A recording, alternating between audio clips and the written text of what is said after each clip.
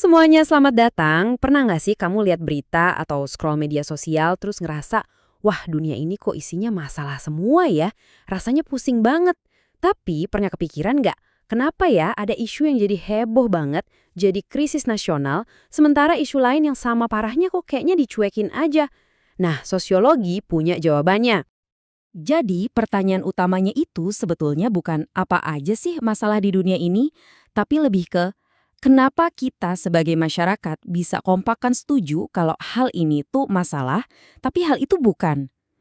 Nah, disinilah sosiologi ngebantu kita buat membedahnya. Poin kuncinya di sini nih. Menurut sosiologi, sebuah masalah baru bisa disebut masalah sosial kalau ada dua komponen. Pertama, ada yang namanya kondisi objektif. Ini fakta, data yang bisa diukur. Contohnya, data nunjukin permukaan air laut naik sekian sentimeter. Itu fakta.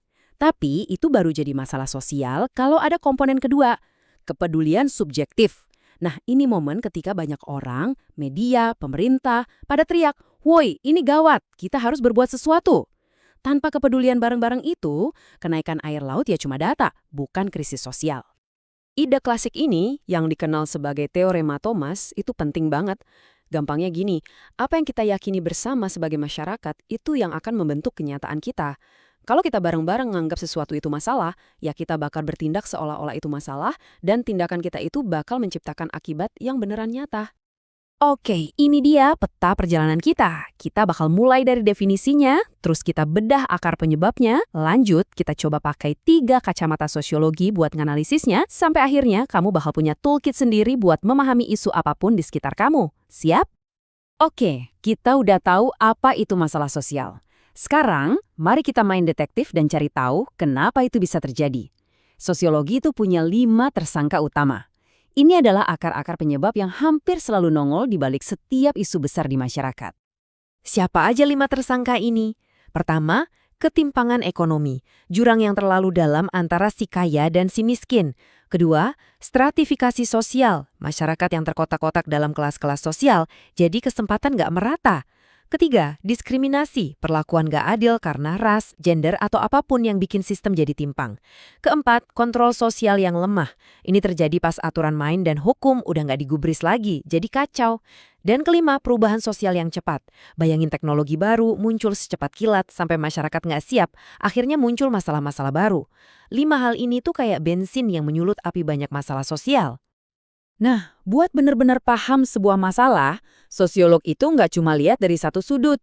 Mereka punya 3 kacamata super atau perspektif andalan buat ngelihat satu masalah yang sama dari berbagai sisi. Setiap kacamata ini ngasih pertanyaan yang beda. Kacamata fungsionalisme nanya, gimana cara kerjanya biar semua stabil? Kacamata teori konflik nanya, siapa yang untung, siapa yang buntung? Terus kacamata interaksionisme simbolik nanya, apa sih makna yang kita ciptain dari semua ini? Kacamata pertama kita, fungsionalisme. Perspektif ini ngelihat masyarakat itu mirip banget sama tubuh manusia. Setiap bagian, keluarga, sekolah, pemerintah, itu kayak organ yang punya fungsi masing-masing buat ngejaga seluruh tubuh masyarakat tetap sehat dan seimbang. Masalah sosial itu dianggap kayak penyakit yang muncul waktu salah satu organ ini rusak atau nggak berfungsi semestinya. Kutipan dari Emil Durkheim ini contoh klasik banget dari fungsionalisme. Dia bilang, bahkan tindakan yang super pribadi kayak bunuh diri itu bisa jadi gejala sosial. Menurut dia, kalau angka bunuh diri tinggi, itu bukan sekedar kumpulan tragedi individu, tapi itu pertanda penyakit di dalam tubuh masyarakat. Misalnya, orang-orangnya merasa terasing atau aturan main sosialnya lagi lemah. Oke, sekarang kita ganti kacamata. Kalau tadi kita lihat masyarakat sebagai tubuh yang harmonis, teori konflik justru ngajak kita melihat masyarakat sebagai arena tinju. Di sini isinya pertarungan terus-menerus buat merebutin sumber daya, kekuasaan, dan status. Dari sudut pandang ini, masalah sosial itu bukan penyakit, tapi hasil yang wajar dari pertarungan antara kelompok yang kuat dan kelompok yang lemah. Pelopor teori ini, Karl Marx, fokusnya ke siapa yang menang dan siapa yang kalah dalam pertarungan ini. Dia ngelihat ada konflik utama antara kaum burjuis, yaitu mereka yang punya modal dan alat produksi, dengan kaum proleter, yaitu para pekerja yang cuma punya tenaga buat dijual.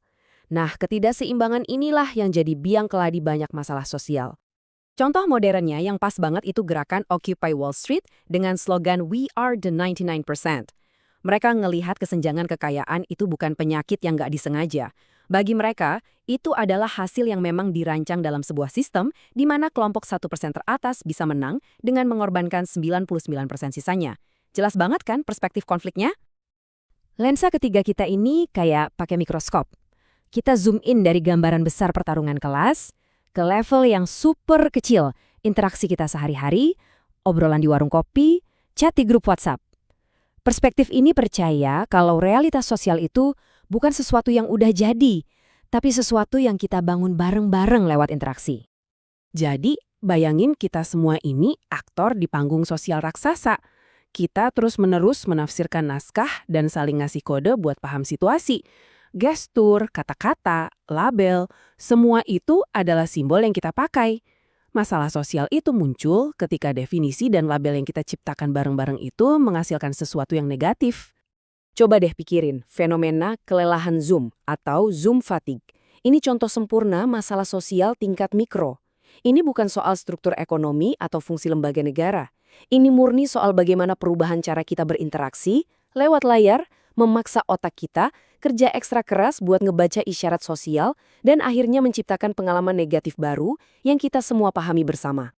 Oke, setelah kita punya 3 kacamata analisis, ada satu hal lagi yang penting, skala. Soalnya, masalah sosial itu nggak terjadi di ruang hampa. Sebuah masalah bisa terasa beda banget dampaknya, tergantung apakah itu terjadi di lingkungan RT kita, di tingkat satu negara, atau bahkan di seluruh dunia. Di tingkat lokal, masalah dan solusinya itu sifatnya langsung, deket banget sama kita. Bisa soal jalanan rusak di komplek, keamanan lingkungan, atau kualitas sekolah anak kita. Solusinya pun seringkali datang dari gotong royong komunitas itu sendiri. Kalau kita naik ke tingkat nasional, masalahnya jadi lebih gede dan abstrak. Kita ngomongin soal kebijakan, hukum, dan data statistik yang mempengaruhi jutaan orang. Isu kayak angka pengangguran nasional, sistem jaminan kesehatan, atau utang negara, ini semua butuh solusi di level negara. Dan terakhir, di tingkat global, kita sadar betapa terhubungnya dunia ini. Setiap negara itu kayak roda gigi dalam satu mesin global raksasa. Masalah kayak perubahan iklim, pandemi, atau krisis ekonomi global nggak bisa diselesain sendirian. Kalau satu roda gigi macet di satu belahan dunia, seluruh mesin bisa ikut goyang. Oke, kita udah mendefinisikan masalah, mengupas akar penyebabnya, dan melihatnya dari berbagai lensa.